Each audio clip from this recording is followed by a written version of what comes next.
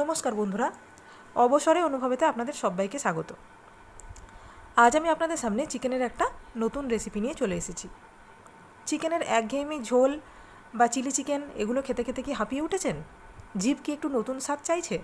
তাহলে একবার এই রেসিপিটা ট্রাই করতেই পারেন। বাড়ির কিছু সহজ উপকরণ দিয়েই চটজলদি বানিয়ে ফেলা যায় এই রেসিপিটি, অথচ স্বাদ আসে একদম রেস্টুরেন্টের মতো।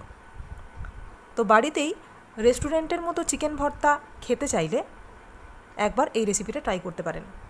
তো চলুন আমি কিভাবে চিকেন ভর্তা বানাই খুব ঘরোয়াভাবে, সেটাই আজকে আপনাদের সঙ্গে শেয়ার করব। আপনারা প্লিজ প্রথম থেকে শেষ পর্যন্ত পুরো ভিডিওটা দেখবেন। চিকেন ভর্তা বানানোর জন্য এখানে আমি নিয়ে নিয়েছি 300 গ্রাম মতো বোনলেস চিকেন, যেগুলোকে ছোটো ছোটো টুকরো করে কেটে নিয়েছি। এখানে নিয়েছি 2টো মাঝারি সাইজের পেঁয়াজ বাটা, 2টো মাঝারি সাইজের টমেটো বাটা, রয়েছে রসুন বাটা, 100 গ্রাম মতো ফ্যাটানো টক দই, এখানে রয়েছে কিছুটা কাজু এবং কিছুটা পোস্ত। এগুলোকে আমি শিলে বেটে নেব, কারণ অল্প পরিমাণ বলে এটা মিক্সিতে খুব ভালো করে বাটা যায় না। আর রয়েছে হলুদ গুঁড়ো, লবণ, কাশ্মীরি লঙ্কার গুঁড়ো, চিনি অবশ্যই, শাহি গরম মশলার গুঁড়ো, আর রয়েছে কিছুটা কাসুরি মেথি। চলুন এবারে পোস্ত আর কাজু বাদামগুলো বেটে নিই। কাজু বাদাম আর পোস্ত খুব বেশি পরিমাণ না হলে মিক্সারে খুব ভালো করে বাটা যায় না, তাই আমি শিলেই বেটে নিচ্ছি। তো এক্ষেত্রে আর একটা কথা আপনাদের বলে দিই, এখানে আমি পোস্ত ব্যবহার করছি, তবে রেস্টুরেন্টে পোস্তর বদলে চার মগজ ব্যবহার করা হয়, চার মগজ বা চাল মগজ। তো আপনারা চাইলে পোস্তর বদলে চাল মগজ বা চার মগজও ব্যবহার করতে পারেন, তবে পোস্ত ব্যবহার করলেও খারাপ হয় না, কারণ পোস্তর নিজস্ব একটা খুব সুন্দর স্বাদ এবং গন্ধ আছে। দেখুন পোস্ত আর কাজু বাদাম আমি বেটে নিয়েছি। এবার আসল রান্নায় ফিরে আসা যাক। গ্যাস অন করে কড়াই বসিয়ে দিলাম। এবার প্রথমেই এর মধ্যে দিয়ে দিচ্ছি সাদা তেল। আপনাদের যদি ইচ্ছে করে তাহলে আপনারা রান্নাটা সরষের তেলেও বানাতে পারেন, তবে সাদা তেলে করলেই ভালো হয়। তেলের উপর প্রথমেই দিয়ে দিলাম একটুখানি হলুদ গুঁড়ো। হলুদ গুঁড়োটা তেলের সঙ্গে খুব ভালো করে মিশিয়ে দিলাম। এবার দিয়ে দিচ্ছি পেঁয়াজ বাটা। পেঁয়াজটা খুন্তি দিয়ে নাড়াচাড়া করে কিছুক্ষণ ধরে ভেজে নিতে হবে।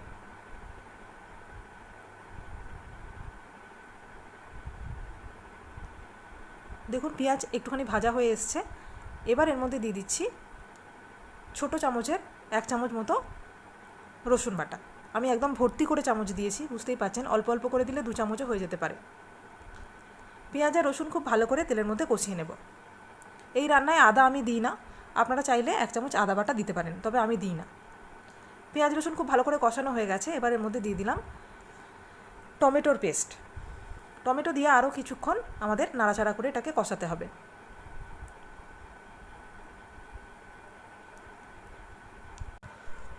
এই সময় দিয়ে দিচ্ছি স্বাদ মতো বা পরিমাণ মতো লবণ। লবণটা দিয়ে দিলে কি হবে, তাড়াতাড়ি মশলাটা কষানো হয়ে যাবে এবং টমেটোর পরিমাণটা কমে আসবে। দিয়ে দিলাম 4টে চেরা কাঁচা লঙ্কা, পরিমাণ মতো হলুদ গুঁড়ো। আপনারা যদি একটু ঝাল বেশি খেতে চান তাহলে লঙ্কার পরিমাণটা বাড়াবেন। দিয়ে দিচ্ছি 1 চামচ মতো কাশ্মীরি লঙ্কার গুঁড়ো, এতে খুব সুন্দর একটা রঙ আসে। এবার সমস্ত মশলা আরও কিছুক্ষণ ধরে খুব ভালো করে কষিয়ে নেব।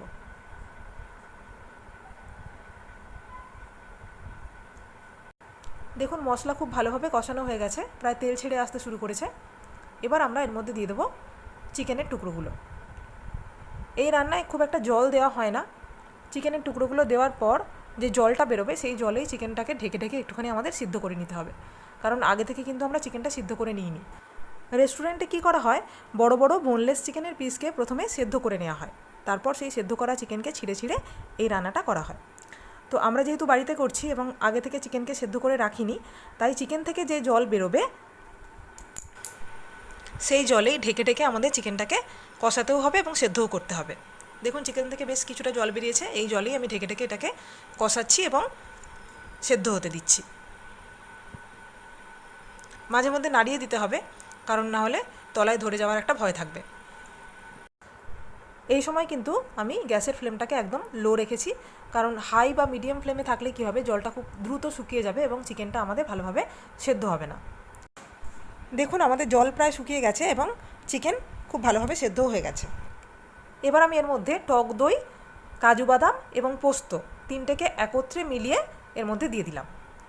তো আমি দইটার সঙ্গে কাজু বাদাম বাটা এবং পোস্ত বাটা মিশিয়ে নিয়েছিলাম একসঙ্গে। বাটিটা ধুয়ে আরও কিছুটা জলও দিয়ে দিলাম। দই, কাজু বাদাম এবং পোস্ত দেওয়ার পর গ্যাসের ফ্লেম আর কোনোভাবেই হাই করা যাবে না, একদম লো ফ্লেমে রেখে এটাকে আস্তে আস্তে কষাতে হবে যতক্ষণ না দইয়ের পরিমাণ কমে আসছে এবং মশলাটা একেবারে শুকিয়ে গিয়ে তেল ছেড়ে আসছে। দেখুন মিনিট 10 পরে আস্তে আস্তে এইভাবে দইটা কমে এসেছে এবং তেল ছাড়তে শুরু করেছে। এই সময় দিয়ে দিচ্ছি আমি ছোটো চামচের 1 চামচ মতো চিনি।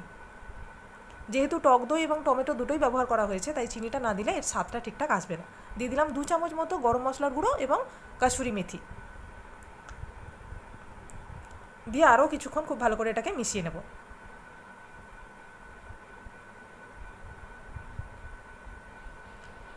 দেখুন আমাদের চিকেন একদম শুকনো হয়ে গেছে, মশলা খুব ভালোভাবে কষানো হয়ে গেছে এবং তেল ছাড়া হয়ে এসছে। এবার এটা একদম রেডি। এবার জাস্ট এটাকে নামিয়ে নেব এবং পরোটার সঙ্গে পরিবেশন করব।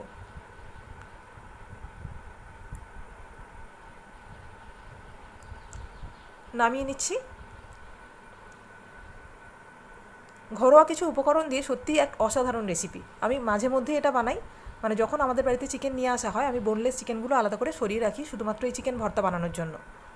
আমার বাড়িতে এই চিকেন ভর্তা ভীষণ ভালোবাসেন সবাই খেতে। তো আপনারাও প্লিজ বাড়িতে ট্রাই করবেন। আর ভিডিওটা কেমন লাগলো অবশ্যই আমাকে জানাবেন। আমি আরও নতুন নতুন রেসিপি, মানে যেগুলো আমি বানাতে পারি সেগুলো নিয়ে আপনাদের সামনে আবার হাজির হয়ে যাব। আর প্লিজ আমার চ্যানেলটিকে সাবস্ক্রাইব করে আমার পাশে থাকবেন। সবাই খুব ভালো থাকুন। নমস্কার।